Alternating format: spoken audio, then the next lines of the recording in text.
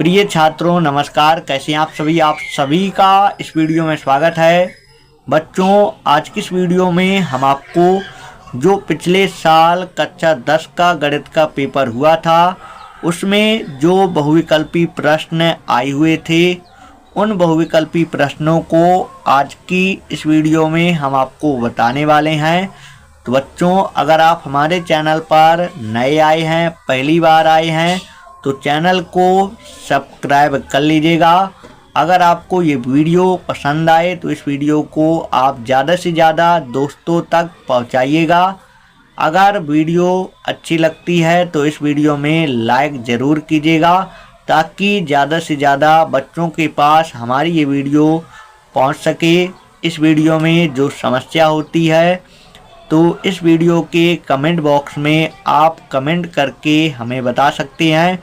बच्चों, पेपर में आप सभी जानते हैं 20 बहुविकल्पी प्रश्न आते हैं, तो 20 बहुविकल्पी प्रश्न हम आपको इस वीडियो में बताएंगे।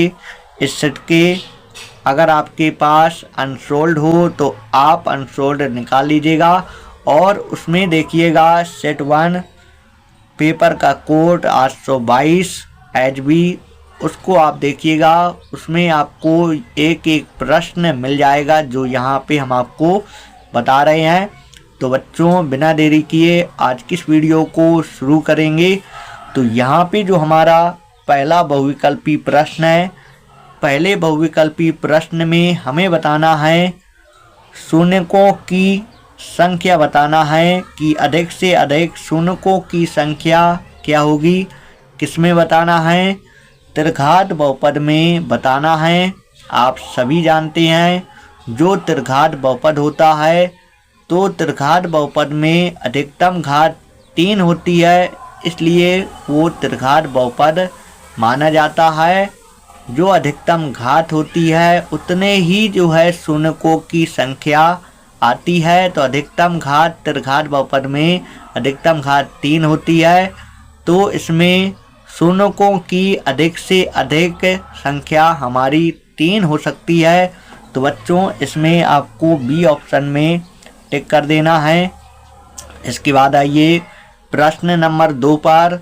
इसमें सबसे पहले 140 के आपको गुणनखंड कर लेना है। पीछे 0 हमारा बैठा हुआ है तो यहाँ पे ये हमारा 2 से कटेगा। 2 के पहाड़ा में 14 7 बार में आया, 7 लिख दिया और यहाँ पे 0 लिख देना है।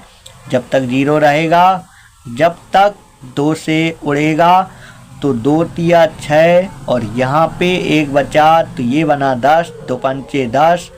2 अब इससे नहीं बोलेगा तो देखिए 3 से ये कट नहीं पाएगा क्योंकि 8 अगर जोड़ें 8 आएगा। 3 के पहाड़ा में नहीं आता है 8, इसलिए 3 से नहीं कटेगा। तो 5 से काटेंगे, 5 सती 35। इसके बाद 7 से काटेंगे, 7 कम 7। तो यहाँ पे देखिए 2 हमारे 2 हैं, 2 हमारे 2 हैं तो क्या कर सकते हैं, 2 में 2 घात लगा देंगे और यहाँ पे हमारा 5 केवल 1 है और 7 हमारा केवल 1 ही लिखा है। तो इस प्रकार से अगर आपको ऑप्शन में दिखता है तो उसी को आपको सही कर देना है। 2 की घाते 2 गुणे 5 गुणे 7, तो यहाँ पे हमारा सी ऑप्शन में ये लिखा हुआ है, तो सी ऑप्शन हमारा सही हो जाएगा। इसके बाद बच्चों, ये जो आप यहाँ पे देख रहे हैं 10 के पेपर में आया हुआ ये बहुविकल्पी प्रश्न है और इस प्रश्न को कक्षा 5 में या 5 से पहली वाली कक्षा में इस प्रकार के सवाल बता दिए जाते हैं। तो इसका आंसर आपको पता चल गया होगा। यहाँ पे जो लिखा होता है उसको हम कहते हैं, क्या कहते हैं बच्चों? भाज्य कहते हैं। और भाज्य में जिसका भाग देते हैं उसको कहते हैं भाजक। क्या कहते हैं बच्चों? भाजक कहते हैं। और यहाँ पे भाग देने पर इसका भाग इसमें दिया तो यहाँ पे जो आया उसको कहते हैं हम भागफल कहते हैं। क्या कहते हैं बच्चों? भागफल कहते हैं। और जो नीचे आता है उसको हम कहते हैं शेषफल कहते हैं। तो आपको सिखाया गया होगा कि उत्तर की जांच करने के लिए ये बीच वाला आना चाहिए। बीच वाला कैसे आता है, इन दोनों का गुणा करा दिया जाता है और शेष फल को जोड़ दिया जाता है। तो इस प्रकार से हमारा जो समीकरण बनेगा भाज्य बराबर क्या बनेगा, भाजक गुणे भागफल प्लस शेषफल। तो देखिए ये हमारा तीसरे ऑप्शन में लिखा हुआ है, भाज्य बराबर भाजक गुणे भागफल प्लस शेषफल। तो यही हमारा क्या है, यही हमारा सही है। इसके बाद देखिए चौथे नंबर के प्रश्न को देखिए। यहाँ पे सबसे पहले हम कुछ महत्वपूर्ण बातें बताते हैं। A1 बटे A2 अगर बराबर नहीं है किसके, B1 बटे B2 के बराबर नहीं है, तो हम कह सकते हैं इस प्रकार का हल हमारा क्या होता है, अद्वितीय हल होता है। या अद्वितीय हल क्या होता है अभी हम आपको बताते हैं। यहाँ पे क्या होता है बच्चों, इनका जब ग्राफ बनाते हैं तो दोनों रेखाएं, इन समीकरण से दो रेखाएं खींची जाएंगी, दोनों रेखाएं एक बिंदु पर काट देंगी। तो एक बिंदु पर काटने का मतलब ये हुआ कि केवल एक हल होगा और उसी को हम कहते हैं अद्वितीय हल कहते हैं। इसके बाद बच्चों जैसे A1 बटे A2 बराबर B1 बटे B2 बराबर नहीं है, C1 बटे C2 के बराबर नहीं है, तो यहाँ पे हमें ग्राफ तो खींचना नहीं है, तो हम इन सूत्रों की सहायता से बताएंगे कि किस प्रकार का हल होगा। तो यहाँ पे अगर इस प्रकार से आ जाए तो इसका कोई हल नहीं होता है, कोई हल नहीं होता है, कोई हल नहीं होता। क्यों नहीं होता है, इनका जब हम ग्राफ खींचते हैं, इनसे जो लाइन हम ड्रा करते हैं, तो एक लाइन दूसरे लाइन के क्या रहती, समांतर रहती है और ये एक दूसरे को नहीं काटती हैं। जब नहीं काटती हैं तो इसका हल प्राप्त नहीं हो पाता है।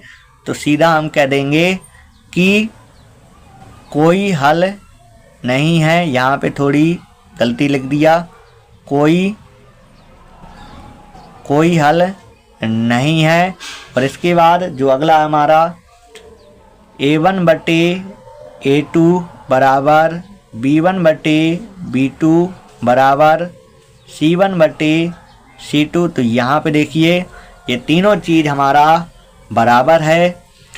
और तीनों चीज़ कब बराबर होता है, इसमें जो ग्राफ बनता हमारा, एक रेखा के ऊपर दूसरी रेखा आ जाती है तो समपाती रेखाएं होती हैं, समपाती रेखाएं होती हैं। और समपाती रेखाओं में हर एक पॉइंट में इसके अनेक हल आ सकते हैं। तो हम कह सकते हैं अगर इस प्रकार से है तो अपरिमित रूप से अनेक हल हैं,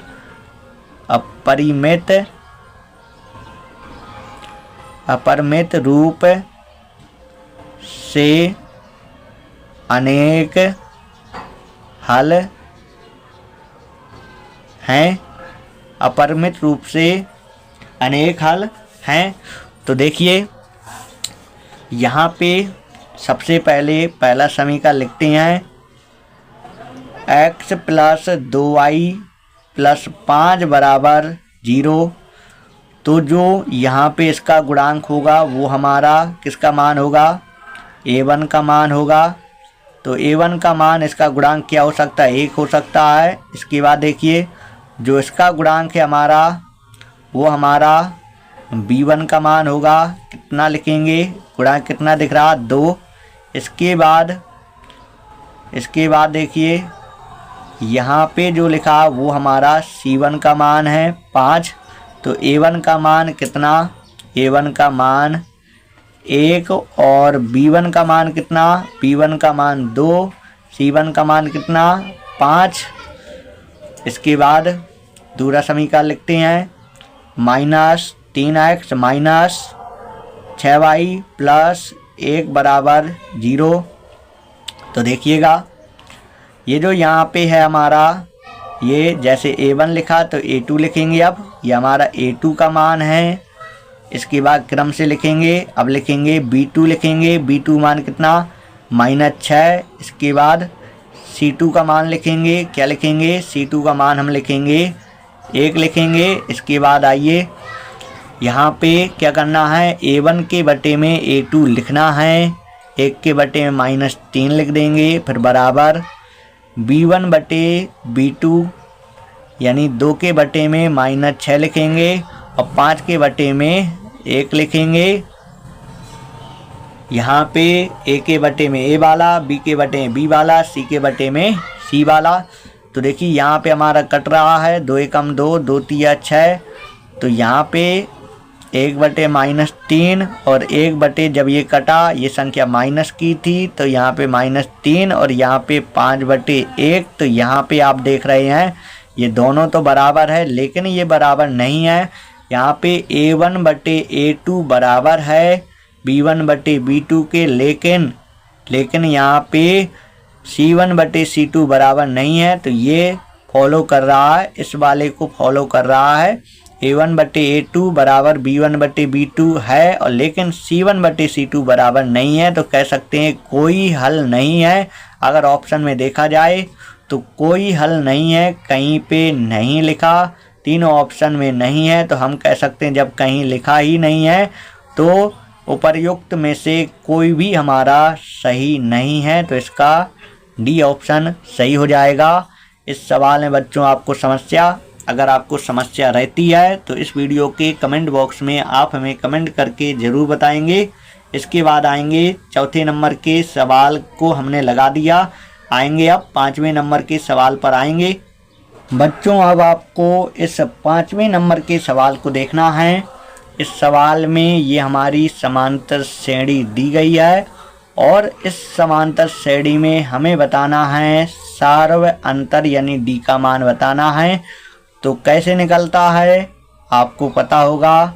दूसरे पद में पहले पद को घटाना है, पहले पद को घटाना है। तो यहाँ पे माइनस का चिन्ह आएगा तो इसको कोष्टक में लिखा जाएगा क्योंकि इसमें माइनस का चिन्ह लगा है। तो देखिए बच्चों माइनस का 1 लिखेंगे, माइनस गुणे माइनस प्लस हो जाएगा, 5 आ जाएगा और 5 में 1 घटा देंगे तो 4 आ जाएगा। तो यहाँ पे हमारा ये वाला ऑप्शन सही हो जाएगा। इसके बाद इस वाले सवाल में बताना है, ये हमारा द्विघात समीकरण दिया गया है, इसका बताना विविक्त कर। तो देखिए निकालना बिल्कुल सिंपल। इसको विविक्त कर को डी से लिखा जाता है और इसका जो सूत्र होता है वो होता है b² - 4ac।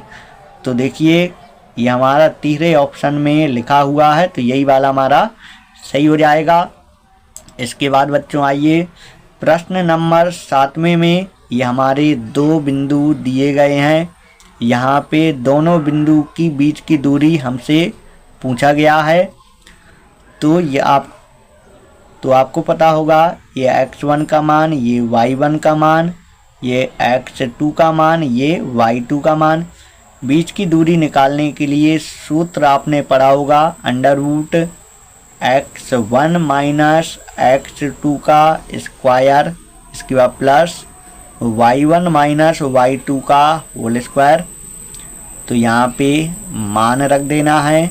x1 का मान देखिए 2 है, 2 लिख देंगे, माइनस x2 का मान कितना है 4 है, 4 लिख देंगे, स्क्वायर प्लस y1 का मान लिखना है कितना है 3 है, 3 लिख देंगे, माइनस y2 का मान कितना है 1 है, 1 लिख देंगे, स्क्वायर।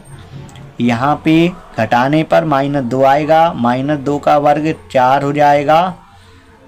यहाँ पे देखिए 3 में 1 घटेगा 2 आएगा, 2 का वर्ग 4 होगा और 4 4 जोड़ने पर 8 आएगा और 8 के गुणनखंड करेंगे तो 2 गुणे 2 गुणे 2 होगा और इसमें 2 में से 1 2 बाहर हो जाएगा, इसका जोड़ा नहीं बना तो ये रहेगा अंदर। तो देखिए 2√2 इसका आंसर आया तो ये वाला सही हो जाएगा। यहाँ पे देखिए इस वाले प्रश्न में कह रहा है कि मूल बराबर हैं। बच्चों जब मूल बराबर होते हैं तो हमेशा d का मान 0 होता है ये हमारा द्विघात समीकरण दिया हुआ है 3x² minus 12x plus m बराबर 0 और कह रहा है कि m का मान निकालो। तो बच्चों आपको पता होगा ये जो x² का गुणांक है ये a का मान है, जो x का गुणांक है वो माइनस जो x का गुणांक है वो किसका मान है, b का मान है, b का मान -12 और यहाँ पे जो लिखा वो अचर पद होता वो होता है c का मान। तो यहाँ पे देखिए हम d बराबर सूत्र लगाएंगे b² माइनस 4ac ये सूत्र लगाएंगे। तो यहाँ पे d की जगह लिख देंगे कितना 0 लिख देंगे और यहाँ पे देखिए b की जगह माइनस का 12 लिख देंगे स्क्वायर 4 गुणे a का मान लिख देंगे 3 और c का मान लिख देंगे m लिख देंगे और यहाँ पे देखिए 12 का वर्ग करेंगे तो 144 होगा और यहाँ पे गुणा कराने पर 12m ये हमें मिल जाएगा। इसके बाद इसको यहाँ भेज देंगे तो यहाँ पे हम लिखते हैं माइनस का 12m और इसको भेजते हैं यहाँ पे भेजने पर क्या हो जाएगा, चिन्ह बदल जाएगा, दोनों तरफ माइनस चिन्ह है तो कट जाएगा। तो m बराबर बच्चों 144, 12 जाएगा नीचे, 12 से भाग 12 कम 12 2 बचा 24 बना 12 दूनी 24। तो m का मान कितना आया, m का मान आया 12 आया। तो कौन सा सही हो जाएगा, डी ऑप्शन सही हो जाएगा। इसके बाद बच्चों आइए आगे वाले सवाल पर।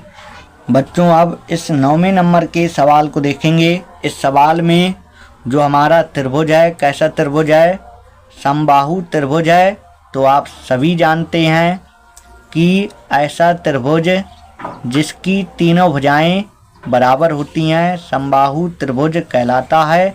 तो यहाँ पे हमने एक समबाहु त्रिभुज बनाया जिसका नाम हमें क्या लिखना है, ABC लिखना है और इसकी जो भुजाएं हैं क्या हैं, 2a हैं। तो ये वाली भुजा 2a, ये वाली भुजा 2a, ये वाली भुजा 2a लिख देंगे। और इसमें हमें ज्ञात करना है प्रत्येक शीर्ष लंब की लंबाई। इसमें जो हम शीर्ष लंब खींचेंगे तो प्रत्येक शीर्ष लंब की लंबाई भी हमारी क्या आएगी, बराबर आएगी। तो बच्चों शीर्ष लंब किस प्रकार से खींचेंगे, शीर्ष से खींचना है और बिल्कुल बीच से लाइन खींचना है। जब बीच से लाइन खींचेंगे तो शीर्ष लंब कहलाएगा। और जब ये शीर्ष लंब खींचा जाता है किस त्रिभुज में, समबाहु त्रिभुज में खींचा जाता है तो ये शीर्ष लंब अपने सामने वाली भुजा को क्या करता है, बराबर 2 भागों में बांट देता है। याद रखिएगा समबाहु त्रिभुज में यहाँ पे इस बिंदु का नाम हम D लिखे देते हैं।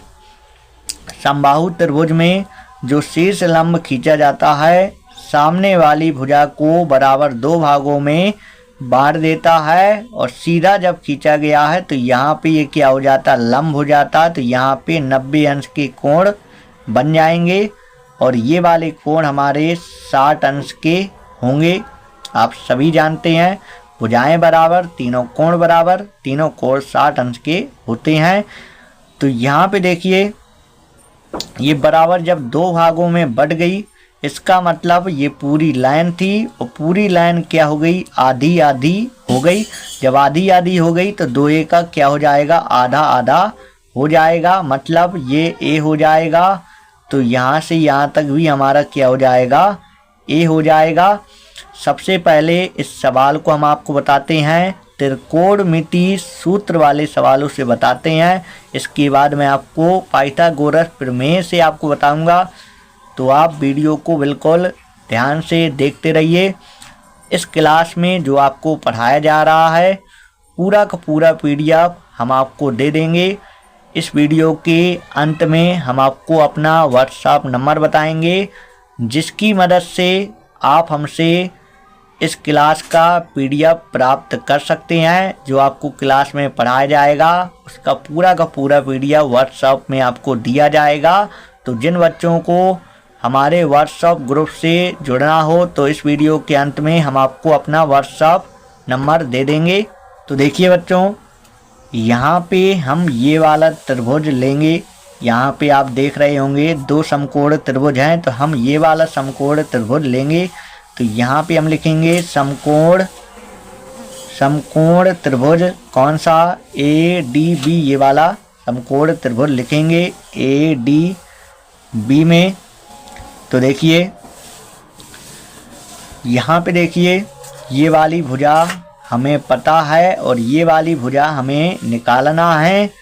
तो ये वाली भुजा हमारी लंब है और ये वाली भुजा हमारी क्या है, कर्ण है। तो यहाँ पे लंब बटे कर्ण यहाँ पे हम लिखेंगे। और लंब बटे कर्ण क्या होता है पता होगा आपको, साइन थीटा होता है। तो यहाँ पे साइन थीटा लंब लिख देना है। तो लंब क्या लिख देंगे, AD लिख देंगे। और यहाँ पे कर्ण लिखना है तो कर्ण क्या लिख देंगे, 2A लिख देंगे। और यहाँ पे साइन थीटा की जगह क्या लिख देंगे, 60 अंश लिख देंगे। AD लिखेंगे और यहाँ पे 2A लिखेंगे। साइन 60 का मान √3/2 लिखेंगे। 2 एकम 2 और 2 एकम 2, 2 से 2 हमारा कट जाएगा। यहाँ पे इसका गुणा इसमें कर देंगे तो AD लिखेंगे और A का गुणा इसमें करेंगे तो क्या लिखेंगे, A√3 लिखेंगे। तो देखिए AD हमारा क्या था, शीर्ष लंब था और शीर्ष लंब की लंबाई हमें ज्ञात करना था। यहाँ पे हमें शीर्ष लंब की लंबाई ज्ञात करना था। तो क्या आया, A√3 आया। इसके बाद देखिए पाइथागोरस प्रमेय से आपको बताते हैं। पाइथागोरस प्रमेय आपको पता होगा, बड़ी भुजा का वर्ग यानी AB का वर्ग, इसके बाद यहाँ पे AD का वर्ग प्लस BD का वर्ग, बड़ी भुजा का वर्ग लिखना है, कर्ण का वर्ग लिखना है, इसके बाद लंब का वर्ग लिखना है, फिर इसके बाद आधार का वर्ग लिखना है। ये पाइथागोरस प्रमेय होती है। तो यहाँ पे AB की जगह कितना लिख देंगे, 2A लिख देंगे, वर्ग लगा देंगे। AD हमें ज्ञात करना है तो AD वर्ग ज्यों का त्यों रहेगा। और यहाँ पे BD क्या लिख देंगे, A लिख देंगे और A का वर्ग, यहाँ पे 2 का वर्ग 4A² और यहाँ पे AD² प्लस A²। तो देखिए AD² 4A², इसको यहाँ भेज देंगे, माइनस का A² हो जाएगा। AD², इसमें इसको घटा देंगे, 3A² हो जाएगा। यहाँ से जब वर्ग घटा देंगे तो यहाँ पे अंडर रूट आ जाएगा। तो देखिए AD बराबर A बाहर हो जाएगा, अंदर रहेगा 3, तो क्या आएगा, A√3 आएगा AD का मान। बच्चों अब आपको इस 11वें नंबर के सवाल को देखना है। इस सवाल में हमें इसका मान ज्ञात करना है। तो देखिए साइन 27 अंश बटे कॉस 63 अंश। तो अगर यहाँ पे 27 और 63 अंश को जोड़ेंगे दोनों को तो 90 अंश हमारा प्राप्त होगा। यानी या तो हम ऊपर वाले को या तो नीचे वाले को 90 में बदल दें। 90 बदलने का मतलब क्या, जैसे यहाँ पे 27 अंश लिखा है, इसे अगर हम 90 से कम कर दें यानी 90 से थीटा कम कर दें तो आपने पढ़ा होगा साइन 90 माइनस थीटा क्या होता है, कॉस थीटा होता है। तो ऊपर कॉस आ जाएगा और कॉस से कॉस कट जाएगा तो इसका आंसर प्राप्त हो जाएगा। तो देखिए साइन 90 लिखना है और थीटा की जगह नीचे वाला घटाना है। अगर हम नीचे वाला घटाएंगे तो 27 अंश आ जाएगा। तो देखिए साइन और 27 को हम लिख सकते हैं 90 माइनस 63 लिख सकते हैं। तो देखिए अभी मैंने आपको बताया sine 90 minus theta, sine 90 minus theta क्या होता है, कॉस थीटा होता है। तो यहाँ पे 63 आ जाएगा। तो अगर हम ऊपर इसकी जगह लिखना चाहें तो क्या लिख सकते हैं, इसकी जगह कॉस 63 अंश लिख सकते हैं और नीचे हमारा कॉस 63 अंश लिखा हुआ है, ऊपर नीचे हमारा समान हो गया। तो ये हमारा एक बार में कट जाएगा। मुझे उम्मीद है ये सवाल आपको अच्छे बेहतर तरीके से समझ में आ गया होगा। इसके बाद आएंगे प्रश्न नंबर 12 पर।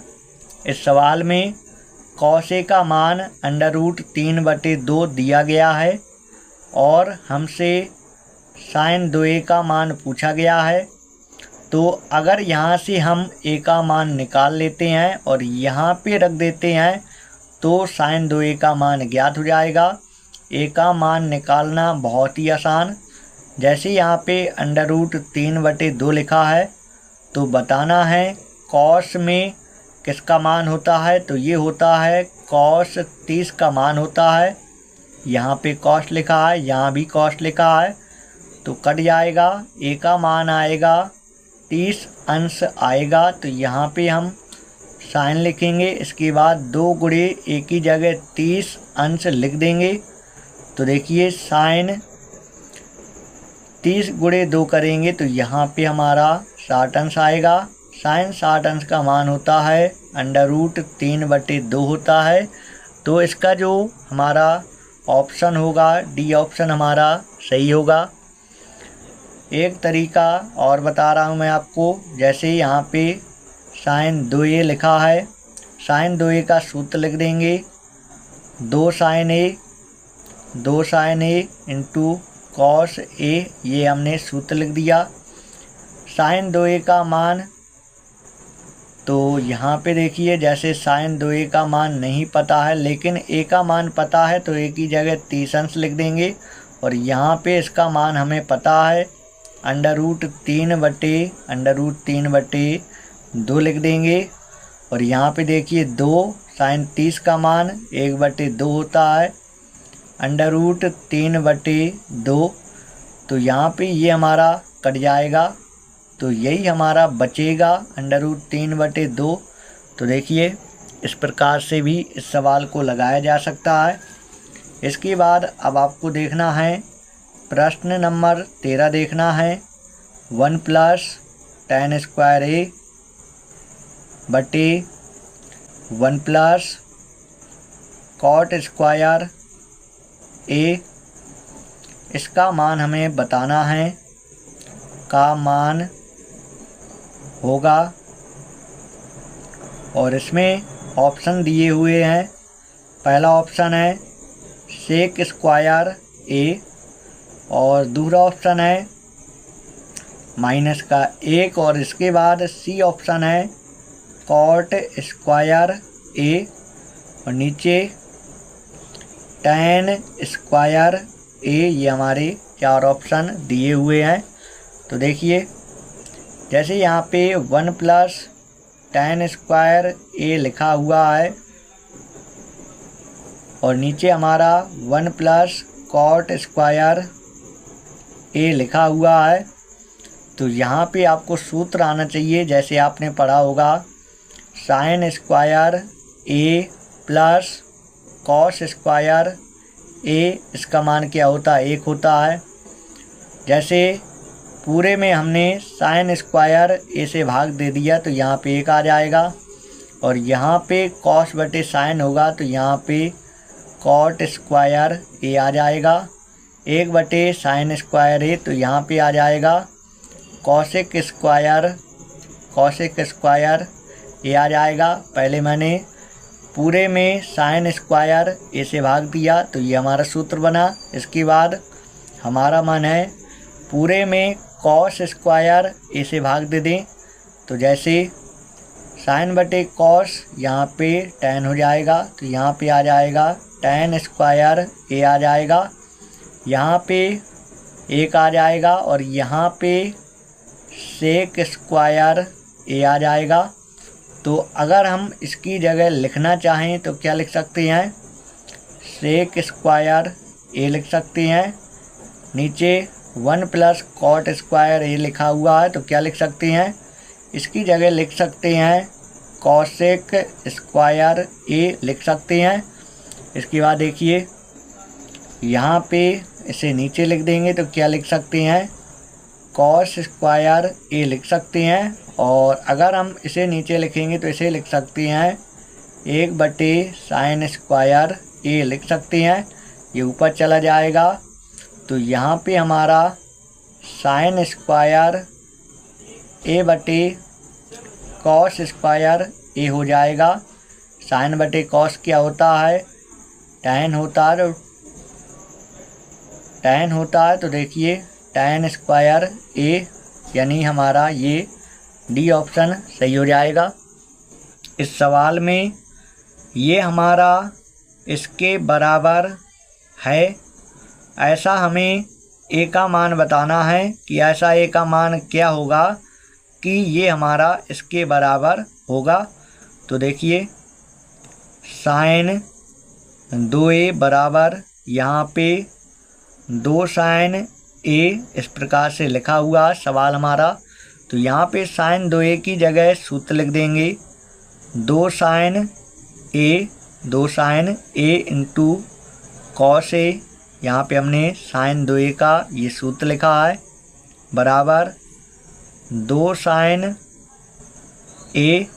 तो देखिए 2 साइन ए से 2 साइन ए कट जाएगा। अगर देखा जाए तो यहाँ एक बार में कटा तो देखिए कॉस ए बराबर यहाँ पे कॉस में जो हमारा एक मान होता है वो 0 अंश का होता है, तो कॉस से कॉस कट जाएगा तो ए का मान 0 अंश होगा। अगर यहाँ पे 0 अंश लिखा जाए तो साइन 0 अंश होगा। साइन 0 अंश का मान 0 बराबर यहाँ पे 0 अंश लिखा जाए, साइन 0 अंश का मान 0 होगा। 0 गुणे 2 तो यहाँ भी 0 यानी बराबर देगा। ए का मान 0 अंश ऐसा मान है, अगर यहाँ पे रखते हैं तो इसका मान इसके बराबर देगा।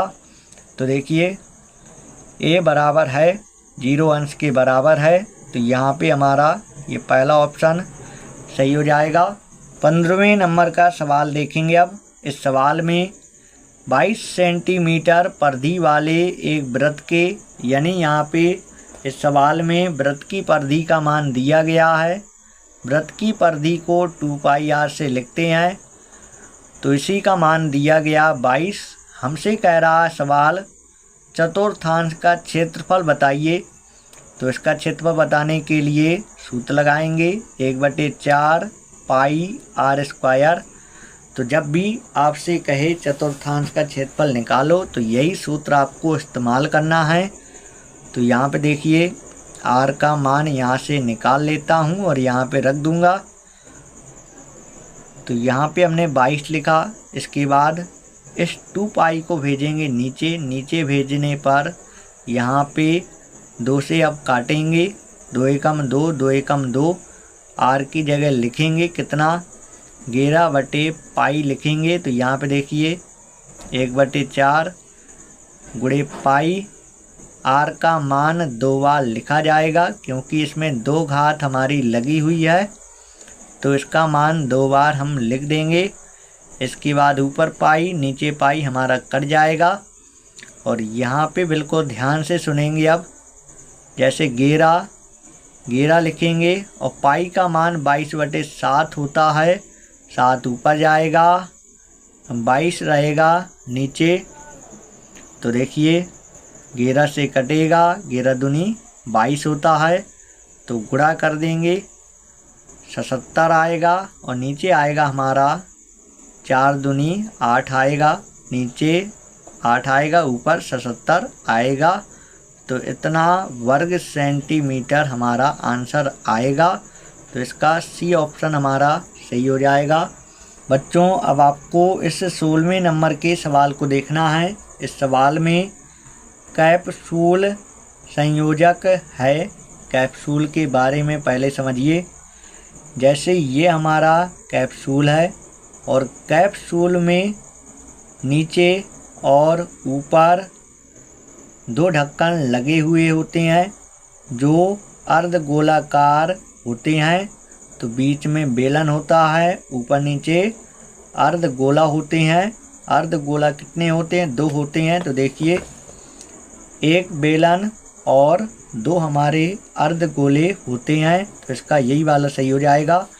यहाँ पे माध्य हमारा 32 दिया है, बहुलक हमारा 35 दिया है, माध्यक बताना है।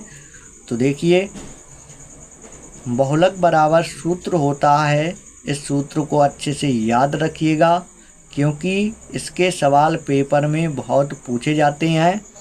बहुलक बराबर 3 गुणे माध्यक या इसी को कहते हैं माध्यिका माइनस 2 गुणे माध्य। तो देखिए बहुलक का मान कितना है 35 लिख दिया, बराबर 3 गुणे माध्यक हमें बताना है। तो इसकी जगह हम कुछ नहीं करेंगे, 2 गुणे माध्य की जगह कितना लिखेंगे 32 लिखेंगे। तो देखिए 35 और 32 दूनी होता है 64, यहाँ आ जाएगा प्लस का 64 हो जाएगा। 3 गुणे माध्यक, तो देखिए जोड़ देंगे 5 4 9 6 3 9। तो देखिए 3 गुणे माध्यक, तो देखिए माध्यक बराबर 99, 3 जाएगा नीचे, 3 त्रिका 9, 3 त्रिका 9, तो कितना आ जाएगा 33 आ जाएगा। तो इसका ये वाला हमारा सही हो जाएगा।